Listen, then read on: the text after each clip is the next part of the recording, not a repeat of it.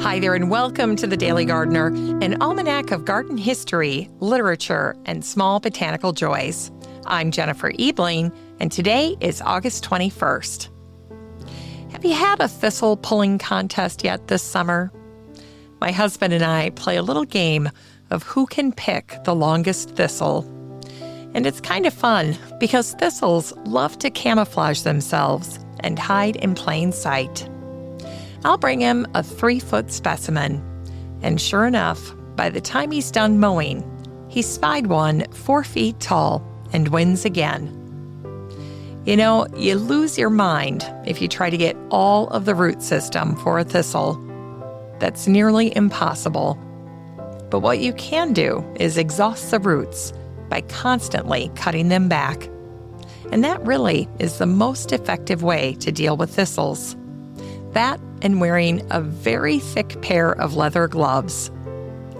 The English poet John Clare wrote about thistles.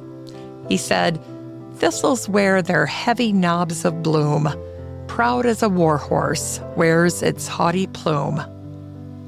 By the end of the poem, John offers one of the best descriptions of a thistle's spine. He said, "The haughty thistle over all danger towers, in every place, the very wasp of flowers." And if you've ever gotten stuck by a thistle, you know exactly what he means. And here's an impressive factoid on Canada thistle seed. It can live in the soil for 20 years, patient as a stone, until the conditions are right. And apparently in my garden, the conditions are a chef's kiss for thistles. Here's today's garden history. It was on this day in 1869 that the Scottish poet Will Ogilvie was born at Holefield Farm near Kelso in the Scottish borders. His dad was a tenant farmer and needed 6 pairs of Clydesdale horses to get his work done.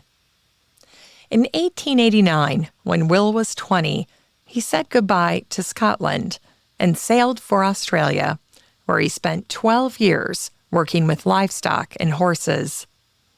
During that time, he became one of the great poets of the Australian outback. In 1916, Will published one of his poems in a book of Australian poetry. But this one was written for gardeners, and he called it A Little Bit of Garden. In it, he said, "We need no crown or scepter, for now that it is spring, just a little bit of garden, and every man's a king. A spade and rake for comrades, the smell of rain-wet mold, and every time we turn a clod, we turn a mint of gold." And it was on this day in 1871 that the American writer Abbie Farwell Brown was born in Boston. Her family's house was on Beacon Hill, and she never lived anywhere else. At 14, Abbie was valedictorian of the Bowdoin School. Then, at the Girls' Latin School, she helped start the newspaper and christened it the Jabberwock. It still exists today. Abbie went on to become a lifelong writer of garden poems.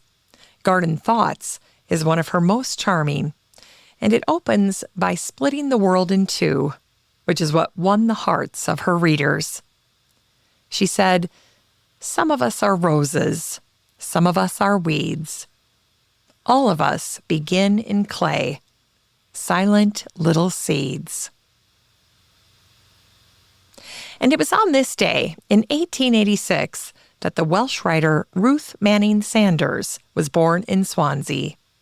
She was a minister's daughter, and she went to Manchester on a scholarship to study Shakespeare. But when she got sick, she couldn't finish her schooling. And while she recovered in Devon, she met a Cornish painter named George Sanders, a fellow free spirit. After they married, they spent years in the circus and toured Britain in a horse-drawn caravan. Ruth lived to be 102, and in over a century of living, she wrote more than 90 books, most of them fairy tales. But there's one side note to her story that gardeners will find especially poignant. On the back of one of her novels, there's a small printed biography that lists all the things Ruth loved most. And what's at the top of the list? Gardening. And once you know that, her obscure poem called A House reads differently. It's just 8 lines, and in it she said, "It stands there at the corner as of old, and in that house, if I had lived with you, I would have painted doors and windows blue, and sown the garden full of marigold. And of strange things, the strangest is that we never lived there. And going by the place, I saw the windows hung with dirty lace, and hens scrabbling where my flowers should be." It's time to grow that garden library with today's book, Garden to the Max by Teresa Woodard. The subtitle is Joyful, Visionary, Maximalist Design, and that word, maximalist, is the whole book. I personally have been told more than once that I should edit both my garden and my house. Pick my favorites, donate something every day, leave some breathing room. Keep only what sparks joy. And I understand the assignment, but it's just not for me. Not now, anyway. And it's not for the people profiled in this book either. This book features 20 outstanding American gardeners who have filled their gardens and then, well, kept going. They add, they fold in, and then they squeeze in waves of new elements each season. There's a hillside above Pittsburgh that someone turned into a pollinator wonderland. There's a full tropical oasis in the middle of Indiana, which should not be possible, and yet there it is. And there's Lauren Springer's work up at high elevation in Colorado, where almost nothing should grow at all. Because maximalism here isn't only a look, it's love. And that love shows itself in more plants, more layers, and more blooms for more weeks. Garden to the Max by Teresa Woodard is a treat for the gardener who says yes more than no. And when you speak the language of maximalism, there's nothing better than studying the masters.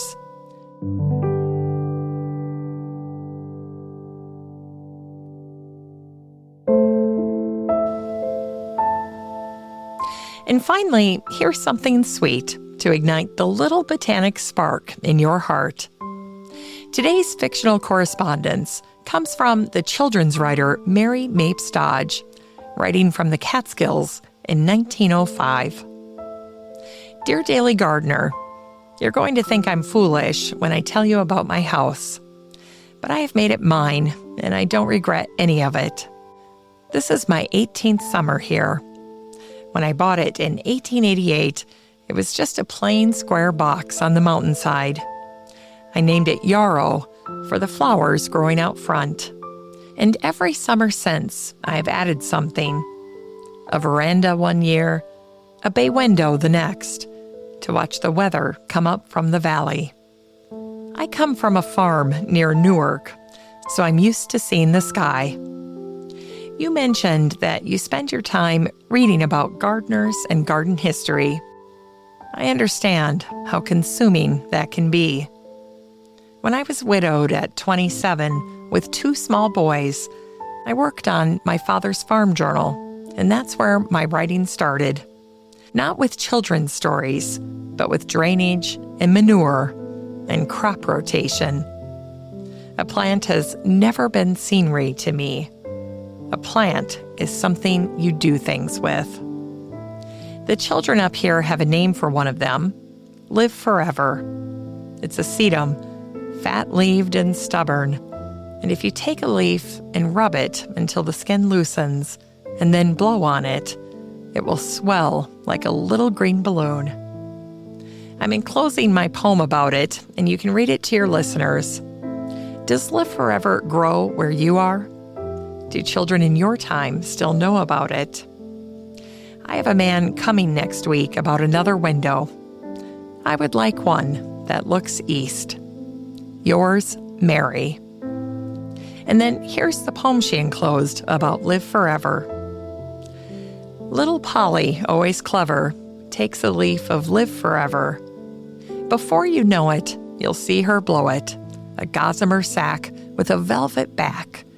But have a care, it's full of air. Ere Polly will stop, it'll crack with a pop. And that's the end of the Live Forever. That was Mary Mapes Dodge, who died at Yarrow, her home in the Catskills, on this day, August 21st, in 1905. She was 74 years old. Her father was James J. Mapes, the great promoter of scientific farming in America.